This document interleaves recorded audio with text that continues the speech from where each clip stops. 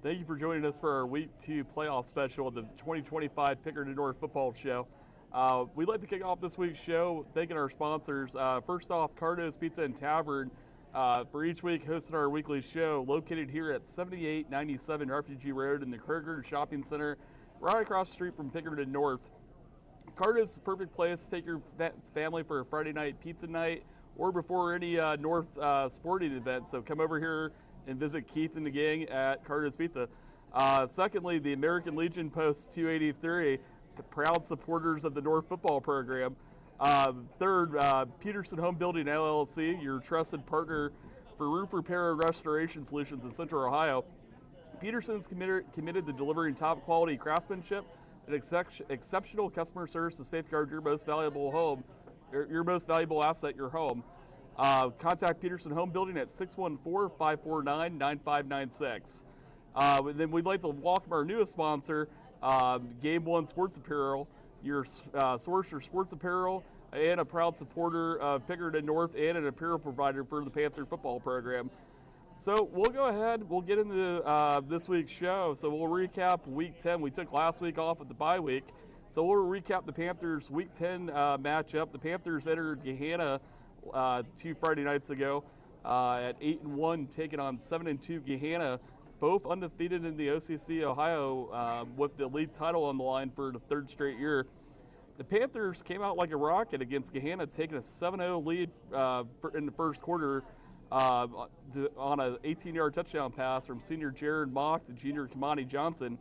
The Panthers scored an avalanche, started in the second quarter of a 71-yard interception return for a touchdown by senior safety Ryan Miller, followed by a 2-yard touchdown run by Jared Mock, and then 2 touchdown runs of 3 and 16 yards by Andrew Thomas to put the Panthers up 35-0 at half at Gahanna.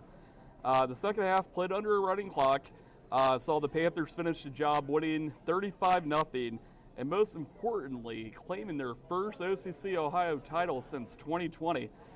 The Panthers, with this performance, earned a number 3 seed in the Division I Region 3 playoff bracket and earned a bye week last week. Some standouts offensively from the Gahanna contest were junior running back Andrew Thomas with 19 carries for 66 yards and 2 touchdowns. Senior quarterback Jared Mock threw for 77 yards for a touchdown, as well as running 9 times for 51 yards and a touchdown. And then, really junior wide receiver Kamani Johnson coming on the scene. 2 really impressive grabs, made maybe one of the best catches I've ever seen right before halftime. Levitating in the air right before the goal line, getting 2 feet in. One of the better catches you'll see. The defense, what else can we say about this defense? Pitched another shutout with their 5th of the year, and this marks the 7th game of the season. The Panthers have not allowed a touchdown in a game this season. The Panthers lead Division I in points allowed, only allowing 6.5 points per game. And the defense, check this, last week, only allowed Gahanna 110 yards total. Some standouts last week, we say his name every week, sophomore Geo McKnight, who had a huge interception before halftime to set up the Panthers' final touchdown right before half, and had 30 tackles. And then senior Dante Curtis of 3 tackles and 2 tackles for loss, and really set the tone in that first quarter against that Gahanna offense. And then senior Ryan Miller, one of our leaders on defense, and you got to feel good for him, the big 71-yard touchdown return for interception return for a touchdown and 5 big tackles. So like I mentioned, the Panthers earned the OCC Ohio title, earned the number 3 seed going into this week. And then last Friday, some awards were handed out in the OCC Ohio. Our head coach, Nate Hillerich, earning the OCC Ohio Coach of the Year. Junior running back Andrew Thomas earning OCC Ohio Offensive Player of the Year. Andrew had 1,159 yards rushing and 15 touchdowns. And then senior leader linebacker Dante Curtis earning OCC Defensive Player of the Year. Dante had 57 tackles, 17 tackles for loss, and 5 sacks. This was a clean sweep for the Panthers for all the postseason awards, Player of the Year and Coach of the Year in the OCC Ohio. Other Panthers who earned first-team All-OCC Ohio honors were sophomore defensive back Geo McKnight, senior defensive back Ryan Miller, senior quarterback Jared Mock, senior defensive end Malachi Irvin, senior offensive lineman Brady Boss, sophomore linebacker Demetrius Curtis, and senior kicker Brandon Fowler. Second team honors went to junior quarter Masood Sadu, senior wide receiver Grant Williams, sophomore defensive back Marquise Ray, and then sophomore offensive lineman Avery Price. So congrats to all of our first and second team all OCC Ohio players this season, as well as the Player of the Year, and most importantly, Coach Hillerich winning Coach of the Year. So we'll take a quick break. We're joined by Coach Hillerich tonight to preview the Upper Arlington game for this Friday night.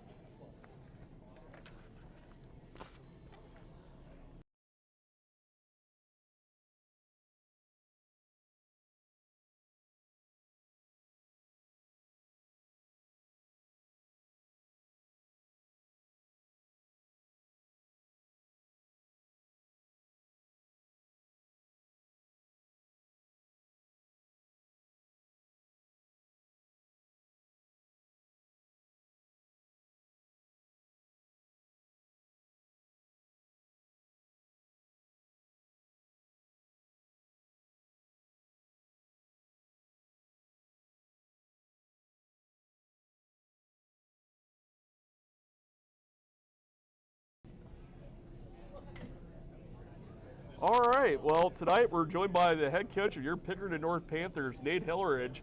Coach, first off, congrats on bringing the OCC Ohio title back to Refugee Road, its rightful home, and for also you winning OCC Ohio Coach of the Year. Yeah, it's a great honor, but at the end of the day, it comes down to the players and our assistant coaches just making it happen and having a great year. We're excited. Yeah, absolutely. Obviously finishing the regular season 9-1, going undefeated in conference play, earning the 30 seed. You still have everything ahead of you coming in the week 12 here. Yeah, it's really a new season. We kind of break it up, our non-league, and then we have the league, and then we have the postseason.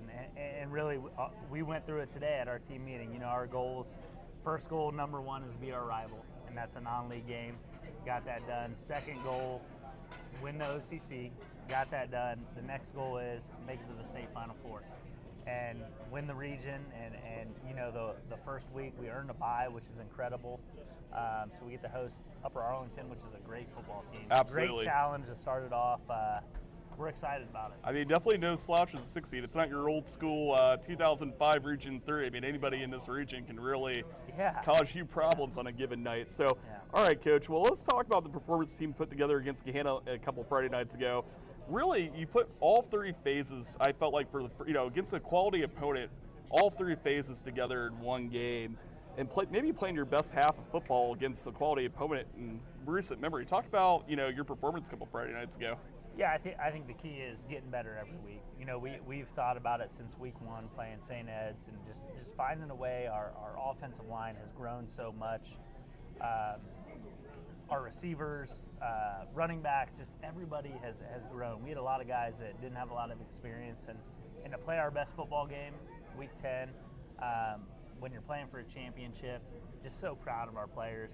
You could tell there was an edge to our team, getting on the bus, traveling to Gahanna. You knew it was a big game. You could just tell the edge. You could feel it in the air. The coaches, the players, it was impressive how we played. So one comment Coach, offense coordinator Jordan Pruitt made to me before the game, you guys kind of treat Gahanna like a rival now.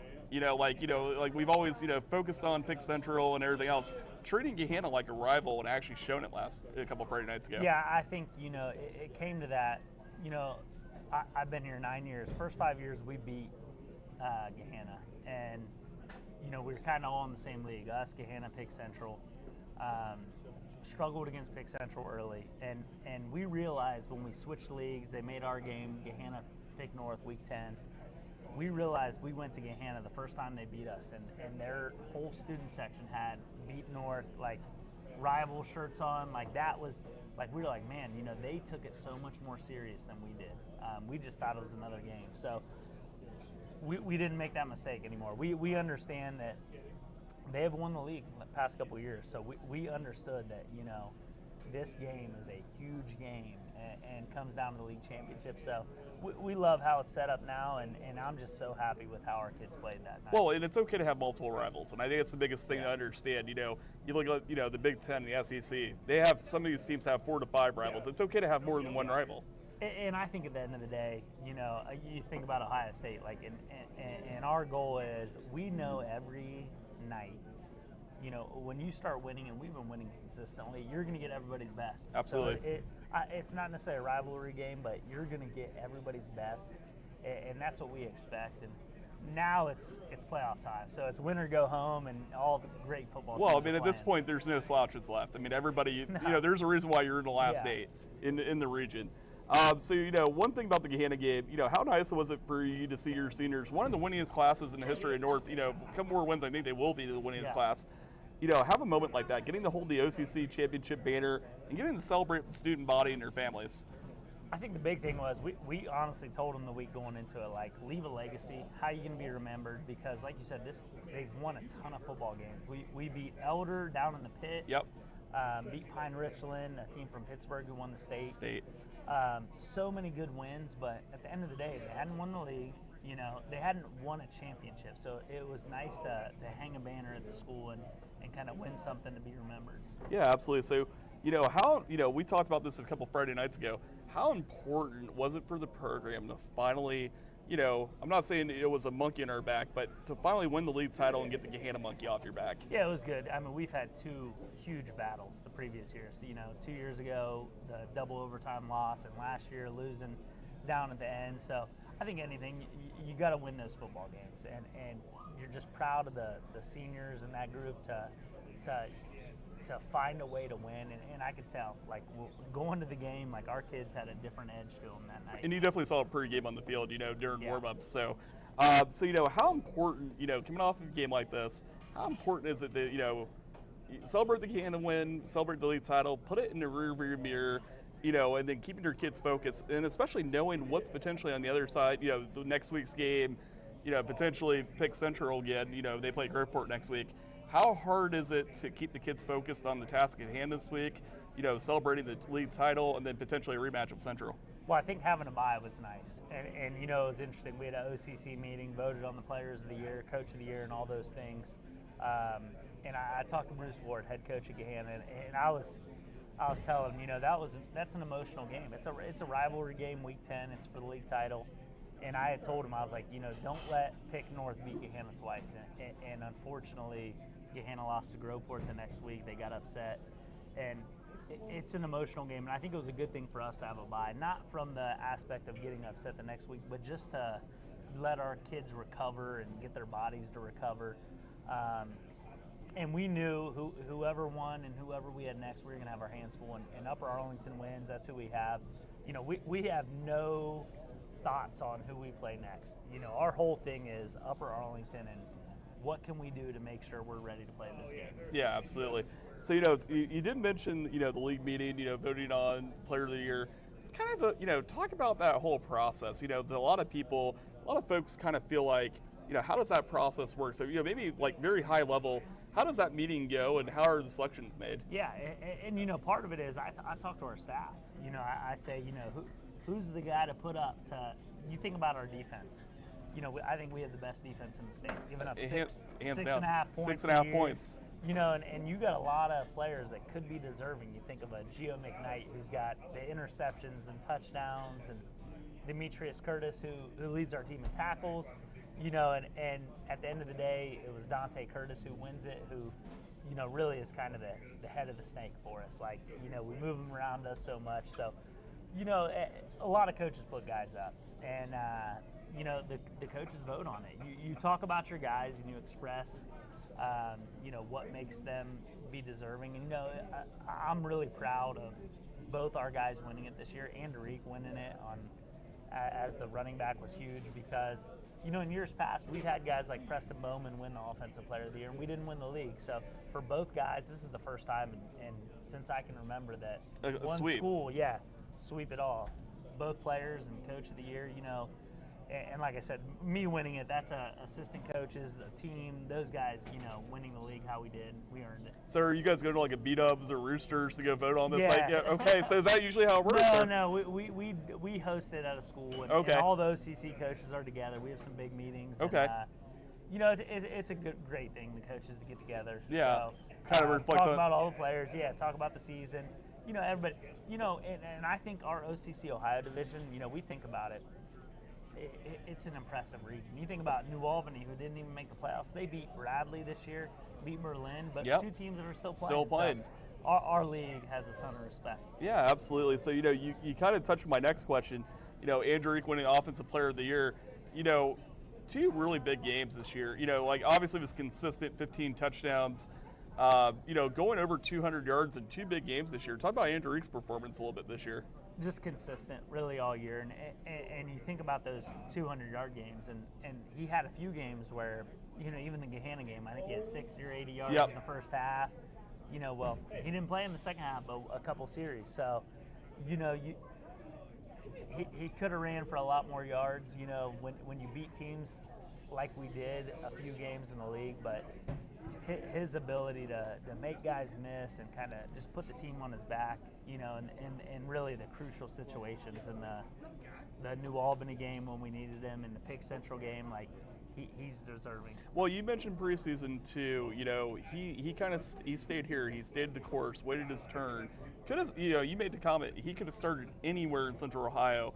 Talk about his patience and being rewarded, as we kind of go into the playoffs, with the accolades. Yeah, and really that's being a part of the Pickerington North football family now. Like, are you willing to wait your time?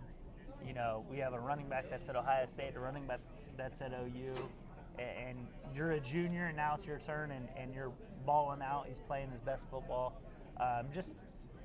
You love that they bought into the process and understand, like, don't rush the process. You know what I mean? Like, just stay with it, do what you're doing. And it's worked out. Like, he's put so much work in. Just so happy for him to have the success he's had. And he's a leader of our team. Well, and that's one thing about your underclassmen too. Your juniors and your sophomores, who I've had the pleasure of sitting down with this year, wise beyond their years. I mean, just very mature kids. And the biggest thing I'd say too is smart football players. Like, I met with Demetrius a few weeks ago. He's sitting there talking alignment with me, talking fronts. These kids just love to talk ball. Yeah, I tell everybody it's not an accident when teams are successful, and that's not all coaching. It's players that they love football. Like, they love to watch film. They want to know whatever they can do to get better, and that's why I'm fortunate. I tell our coaches all the time, you should be fortunate and happy to coach at Pickerington North. You got kids that love football, like love to watch film. You think of Demetrius Curtis talking about like just watching film in his house. That's what they do for fun. Like, yes. Like, we have kids that love football, great athletes, like, and we get to go out there and coach them. So you just are excited to be able to work with these kids and put them in position. Well, the other thing, I've seen in a lot of these big games, we've obviously won more than we've lost recently. The football IQ has gone up so much. I feel like, maybe 10 years ago, dumb mistakes, dumb penalties. Smart football players, high football IQ, not making dumb mental errors, not, maybe getting a scrimmage. The penalties this year, way down compared to years past. Yeah, and I think it's being unselfish. Putting the team first, and we tell the kids this. We played St. Ignatius, who's one of the top programs, brands in all the country, and I think we had 4 or 5 penalties in that game. They had multiple personal fouls, and we challenged our kids with that too. Like, look, we have to be the more disciplined team, and we were able to do that. We're going to have to do that Friday night. We're going to play a team that does a really good job, so we're going to play disciplined football. Yeah, absolutely. So, we talked about the All-League Awards. So you had 10 first-team selections in the SEC Ohio, 4 second-team selections. I don't think we've ever had that many All-League selections, especially first-team 10. No. Talk about, how does that happen? And a lot of underclassmen, too. I think it's, the team, we dominated a lot of games. Yeah. We didn't give up many touchdowns. So there's a ton of deserving guys. Our kicker, Brandon Fowler, yeah, incredible year being a first-team kicker. So we had some of those extra pieces, but just the fact that our kids performed at such a high level. When you're beating teams 63-0, and they're deserving. They've earned it, and I'm happy about that. Well, especially too, a lot of those games staying focused. Obviously, running clock, it does help, but staying focused, staying on task. And then, those 2s and 3s getting their opportunity and making the most of it. Yeah, and that's what we've had great experience. We got younger guys that are ready. Never felt better about where our program is at. Yeah, absolutely. So, you obviously have the performance you did in Week 10. I think we talked about it post-game a couple Friday nights ago. How hard is it? Like, I'm not saying you peaked, but you got a lot of momentum going in. Say if you would have finished at the 5, you're playing at 12. You have a lot of momentum going into the next week. You get the bye. Good, bad, or, how hard is it to, okay, we played great, now we got to take a week off. It's kind of uncharted territory, especially in the Ohio playoffs. Yeah, I think we're going to find out, and I've talked to some other coaches about it because there's a lot of teams playing with momentum, even in our region. Olentangy Orange playing with a ton of momentum, undefeated. You take a week off, like us. We just played our best game, beat Gahanna, one of our rivals, win the OCC. I think it was a good thing for us to give our kids a little bit of a break. We had some guys that are banged up, rest your bodies. We're excited. We're excited to get on the field and play. I know that. I can tell tonight, like going out and practicing, like we're ready to play. So, how, you look at it like a team like UA, they played a gauntlet of the schedule themselves. 9-2 coming in, still kind of in that regular routine. How, one concern, I have heard is, how do you not have those week 1 mistakes, right? The week 1 errors, false starts, just not, maybe coming out flat. How do you avoid that? Well, I hope, we've practiced consistently. We've kept our schedule consistent, so there's no way to know. We haven't been through this, but we've tried to be consistent as possible. I reached out to Ohio State, different high schools that have had byes, all these different people to try to put our kids in the best position. And I think we've had 2 great weeks. We're excited to play. We got after it tonight. We competed against each other. So I think we'll be ready. So what states have had a bye? I know we talked about this earlier in the year. What states did you find that had a bye? It wasn't even the states. It was really finding teams that have had byes throughout the season. Like a Walsh had a bye. They had somebody cancel. They couldn't find a game. Like, hey, what'd you do that week? Yeah. So how did you keep it consistent? So, yeah, you used to see some weird schedules like that. Yeah, Walsh Jesuit. They try to talk to their coach. Great people. So. Yeah, and it's great that you have a coaching fraternity like that, and you have resources. You make a text, make a phone call. Sure. So absolutely. So we talked about the Gahanna game. How going into practice this week, how important was it for you guys to see you play a quality opponent, putting all three phases together, and seeing this is what we could be capable of in a playoff run? Yeah, we knew that. We knew what our kids can do. It's every week just finding a way to get better, find a different edge. What can be the one thing that we can improve on to get ready for Upper Arlington this week. That's our matchup. So it's going to be a challenge because that's how it is this week. Like the special teams are really good, defensively they're really good. I believe they're right behind you in points allowed. I mean, we'll touch on UA here in a few minutes. Let's talk about the defense. We already talked about the all-league players. I mean, I don't ever remember Pick North defense this elite. I mean, you're giving up 6.5 points a game, 7 games, no touchdowns, 5 shutouts. Talk about the defense's performance in that cohesive unit. Yeah, I think Coach Names, he's got these guys, our defensive coordinator, playing at a high clip. Like, just the total buy-in, the confidence they're playing with. Like, everybody's running the football, everybody's doing their job, they believe in one another.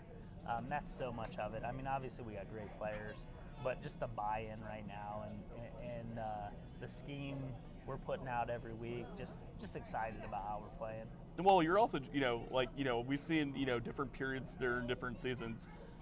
It seems like the turnover bug's starting to kind of pop up again. So, last year's middle of the year. Yeah. Maybe this year we didn't get as many turnovers as, previous years. It seems like, the ball's starting to find those guys a little bit. I hope, yeah. We'll take that. In this playoff run, we need a few turnovers. The offense, really, kind of coming into the season was kind of the question mark. Really kind of developed during league play here. Mm-hmm. You guys are really balanced. I think your offensive passing yards and rushing yards are almost identical on the season, very close. Mm-hmm. What are some areas you've seen the most gains out of your offense, and how much more dynamic can your offense be going into the playoffs? I think the big thing is our quarterback, Jared Mock, and I talk to him all the time, like taking care of the football and him being able to run the football. Like how he played against Gahanna. We didn't throw the ball a ton, but when it wasn't there, he took off and ran. He ran physical, got first downs. If he does that, if we don't turn the ball over, we're going to be a tough team to beat. Well, and then, you see, the Kamani really kind of stepping up. Yeah. That catch he had against Gahanna. Oh. I mean, that was Odell Beckham-like. He's had a couple of those. Yes.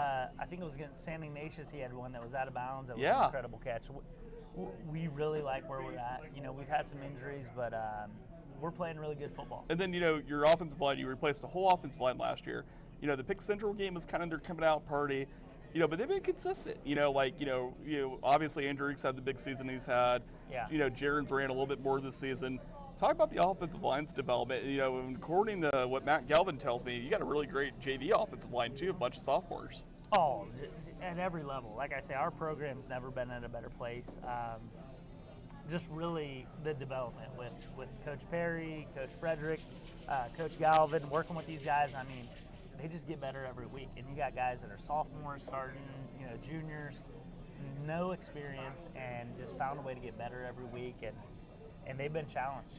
We challenged them Pick Central week when we told them, it was going to be on them. They had to block one of the better. Well, I mean, they were called soft going into that. For sure. Yes. That's just what the narrative was. Yeah, it was a challenge to them, and they've stepped up. I'm proud of those guys. I mean, compared to obviously week 1 against Lakewood, I mean that's a buzzsaw.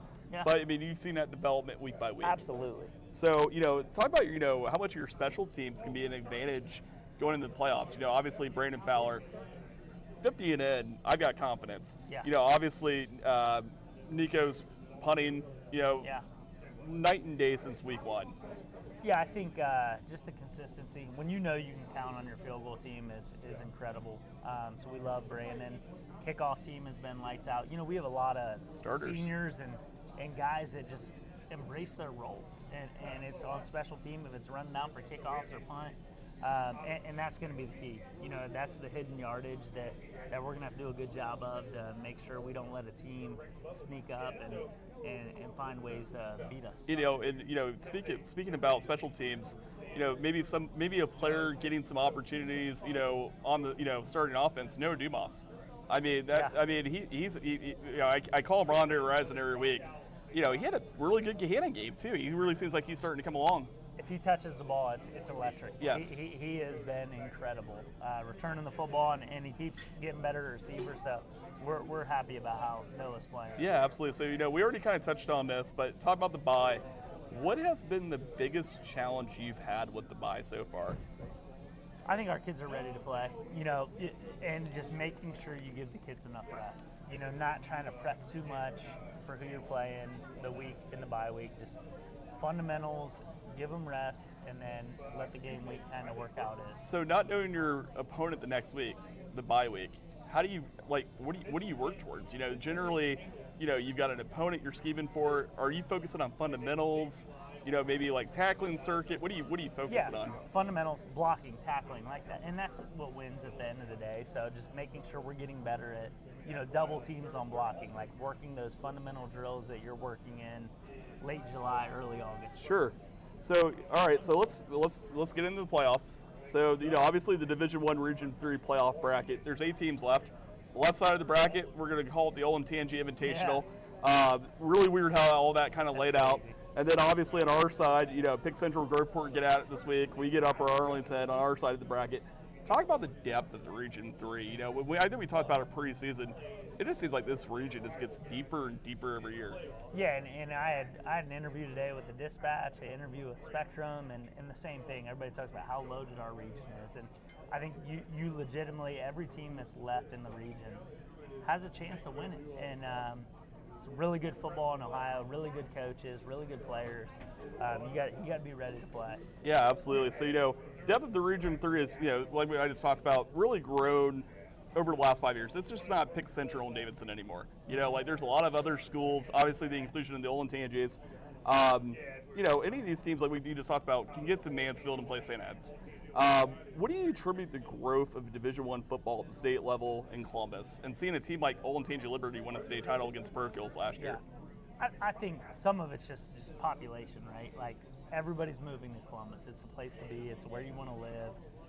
The jobs are here, so that's just a whole different conversation. And the coaches want to come here too, right? So if you're looking to move, you're looking to have your family grow up, like, you want to come to Columbus right now. So there's so many good jobs, and you can look all around the Outer Belt. And I tell people all the time, like, you pick the school, you get the right coach, you get the right buy-in, you're going to have success. I don't care if it's at Hilliard Bradley going to the Final Four a couple years ago. UA going to the Final Four. New Albany. And the thing that I think we feel really good about with what we're doing here is just the consistency. We're in the mix every year. If it's regional semis, regional finals, like, we're in the mix every year, and that's what you want to do. We're going to keep knocking on the door and you're knock it down. You're getting double-digit wins yearly. Yes, yeah, and that's what. But I think the ability to win in Columbus, everybody's moving here. Like, they're all great jobs. Yeah, absolutely. So going into the playoffs, obviously we talked about this a little bit earlier. The league schedule, obviously there's some lopsided wins. Talk about how important it's been. Especially some injuries. Yeah. You've really got an opportunity to kind of build some depth, get some kids some reps, and being deeper going into the playoffs. Yeah, and I think that is the number one thing. I think if you look at a team, if they're going to have success and make a run in the playoffs, you got to be healthy, and you got to build depth. You look at the Liberty when they won, they're fully healthy. Pick Central when they won the state, fully healthy. We've had some really good teams, and we started losing guys. Key starters weren't playing. Right now, we feel good where we're at. We've built depth, been able to play guys, so we feel excited about this. Yeah, then obviously, as the weeks progress, hopefully, staying healthy. Correct. Especially, tougher opponents, getting Absolutely. cold. Obviously, weird things can happen. So, Coach, obviously, we made it to the regional finals last season. Lost to the eventual state champion, Olentangy Liberty. Great team in their own right. You have a lot of seniors and veterans on this team. How important is a deep run like that for your potential playoff run for 25? I think just the experience. I think, and that's something when I came here from Hamilton Township, I could just tell, like I said, the consistency we've had. Our kids expect to win. Like when we start the playoff run, had a bye, like our kids are expecting to play for a while. You know, where you go to a lot of schools, they're just celebrating they made the playoffs, and then it's like, we lose, okay. Like here at Pickerington, like the kids expect to play for a while. Yeah. So we're excited. Our kids, they understand like it's a process. Like we expect to, do well and take care of business and move on Friday night. So, name a couple areas if you do well and stay focused on, you can make a deep run in the playoffs. I think, and these are easy ones. It's turnovers. We tell them every day, like whoever takes care of the football is going to have a lot of success. But the reality is whoever can control the line of scrimmage. If you're O-line, D-line, and we've challenged our O-line because I think our defensive line has got a lot of really talented players going to play Division I, but offensive line has been young guys. But in the big games, they've controlled it. Gahanna and Pick Central, we've controlled the line of scrimmage, so if we can do that, we'll be successful. Yeah, absolutely. So, all right, Coach. Well, Friday night's matchup against the number 6 seed Upper Arlington. I'll come out and say it. Not a typical number 6 seed. I mean, they're 9-2. Playing in one of the toughest leagues in Central Ohio. 2 losses, Olentangy Orange, and arguably they gave Olentangy Orange their best game. 28-14, lose 16-6 to Olentangy Liberty, the defending state champs, and sadly beat Western Central 37-0 last week. Talk about their gauntlet of the season and some areas where the Golden Bears have, impressed you this season. Yeah, they're really good. Really well coached. They got really talented players. They got a lot of players. It kind of looks like the Liberty team last year that won the state. You start looking at their roster. They don't have the Division I football players, but it's like, oh, this kid's going to Cornell or wherever to play lacrosse. Yeah. This kid's going to so-and-so to play lacrosse. This kid's going to play baseball. So they got a ton of really good athletes that are good players. They got one of the biggest offensive lines we'll see all year. Defensive line is incredible. One of the best defenses. So we got our hands full. Yeah, absolutely. So, obviously Coach Justin Buttermore, pound for pound, probably one of the best coaches in Central Ohio. Built powerhouses at Tri-Valley, Granville, built them in what they were. 57 wins since taking over UA in 2020. He's won a regional title. Gave St. Ed's all they could handle in Mansfield back in 21. Got to another regional final in 23. His offenses are notorious for scoring a bunch of points. They average 33 points a game per season. What type of challenges the UA offense present? Yeah, I think they do a great job up front. Their quarterback is a scrappy player. Jeff Backus, this kid, correct? Yeah, I don't know if it's his son or his nephew, but definitely in the relation. They got a couple of them on the roster, but just a tough, athletic kid that's a winner. So it's going to be one of those things. It's tough to tackle. He's going to make plays with his feet. We can't let him make some plays when the play breaks down. So talk about, we had the home and home with them in 22-23. How much, unfamiliar opponent, but, obviously different team. How much does that help you in a matchup like this, having a home and home a couple of years ago? Yeah, I think it's a good thing. We played him. We're familiar. Coach Buttermore is pretty consistent in what he does, just like us. We're really similar. You watched the film from our 2022 game. We're both running the same stuff. So it's going to be a battle. Those games are both battles. We had some success. We beat them both times, but it's going to be a fun one. They always seem, just like Liberty, they always kind of seem to get better throughout the end of the season and kind of peak in the playoffs. Yeah, I think he does a good job. I think any quality team, as the year goes on, you get better.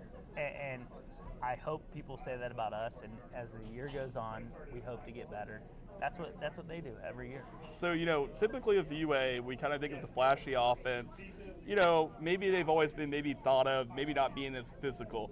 Their defense is pretty darn good this year. They were allowing 8 points a game, really balanced, scoring 33 points a game, only allowing 8 points a game. What challenges does their defense present? Yeah, I think their defensive line is really tough. They're gonna be a problem up front, so we gotta block them. Yeah, absolutely. So with the bye week, one of the inherent advantages that maybe fans at home would think of is advanced scouting. Were you able to watch the Upper Arlington Westfield Central game? Did you go? Did you watch it on Spectrum, or kind of what were you doing? Yeah, we had a ton of coaches go to the game, so it was one of those things that's nice to be able to see them in person. You can see some different things. Yeah, so obviously playing a common opponent like Westfield Central, how much does that help you give you perception of kind of how you stack up? Maybe it's not like just a neutral opponent, but you have something to kind of go off of.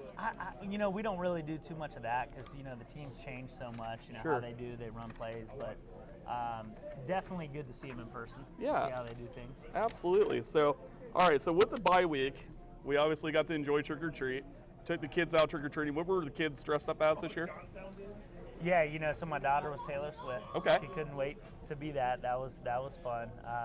My boys both had the inflatable suits. Like one was a dinosaur, one was a duck. Like they won the inflatable, so they had fun with that. So it was good. So what is Coach Hillerich's go-to Halloween candy, and what are you maybe stealing from the kids' bags when they go to sleep? It's funny. Reese's. Okay. Reese's, Kit Kats, and Twix. Okay. Those are it. Some chocolate. I take all of those. Big Mars and Hershey guy, but I can respect that. So, obviously when you get to this point in the playoffs and anyone can beat anyone on any given night, how important are specific matchups and specific schemes for a particular opponent and be able to identify that and implement in a 1 week period?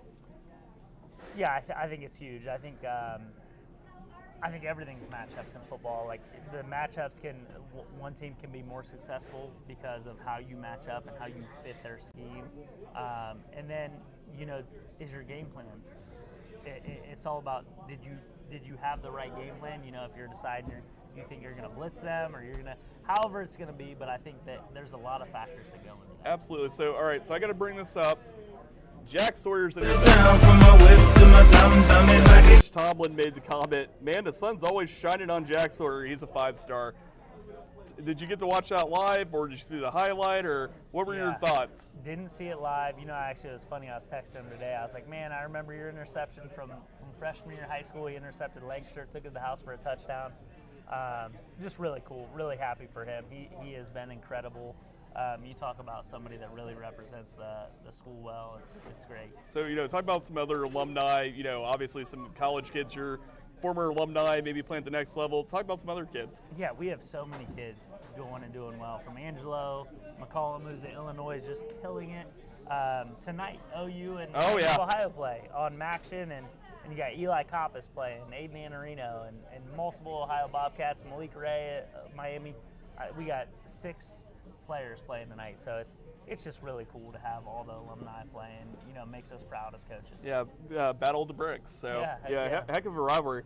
All right, Coach. So last thing here, obviously you earned the opportunity to host a playoff game. You're getting the 3rd seed, great honor.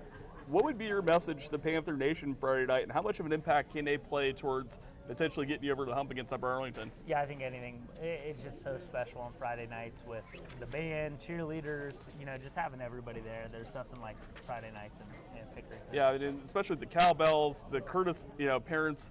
It's funny. I told Demetrius a few weeks ago, the Curtis brothers made so many tackles in one game. I'm like, is your wrist broken for bringing that cowbell so many times?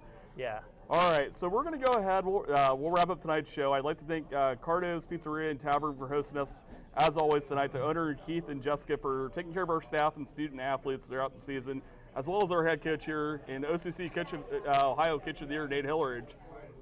So we'll break down the quarterfinals of the Region 3 playoffs, which kick off this Friday night. On the left side of the bracket, we'll call it number 1 seed Olentangy Orange takes on 8 seed Olentangy Berlin, who beat the number 9 seed Grove City last Friday night, 12-7. The winner of this game will take on the winner of the 4 seed Olentangy against the 5 seed Olentangy Liberty. Olentangy Liberty did defeat the 12 seed Newark 35-14 last Friday night. On the Pickerington side of the bracket, we'll call it, the number 2 seed Pickerington Central Tigers take on number 10 seed Groveport, who pulled off a massive upset against number 7 seed Gahanna last week. No, I just the winner of the Groveport Central game will take on at a neutral site next week. The winner of Pickerington North and Upper Arlington. The Panthers host Upper Arlington this Friday night at Panther Stadium at 7 p.m. How was that? Tickets can be purchased on the OSHA website, and if you can't make it Ross, to the have game, fun. no problem. The game will be streamed yeah. on SpectrumNews1.com.